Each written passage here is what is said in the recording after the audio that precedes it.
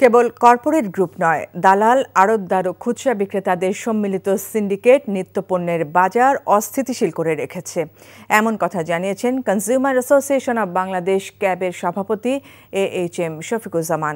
সকালে ঢাকা রিপোর্টার্স ইউনিটিতে সংবাদ সম্মেলনে তিনি জানান, সিন্ডিকেটের কারণে কৃষকের কাছ থেকে আসা ৩০ টাকার পণ্য রাজধানীর ক্রেতাদের কিনতে হয় ৮০ টাকায়।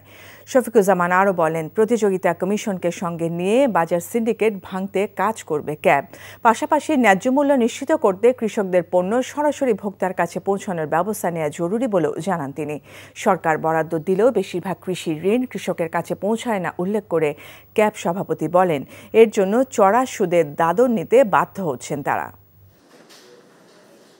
সিন্ডিকেটের কথা বলছেন, সেটা ৪-৫ জন যারা বড় বড় কর্পোরেট গ্রুপ করতে পারে, বাট আমাদের সবজি থেকে সিন্ডিকেট করে।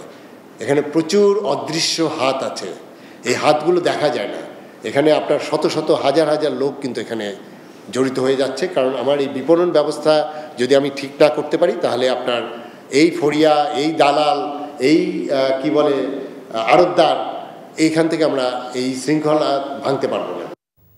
বান্ডেল থাকলে প্রতি সেনমানিতে টাকা বাঁচবে। বিকাশ সেনমানি বান্ডেল কিনে জিতুন প্রতি লেনদেনে।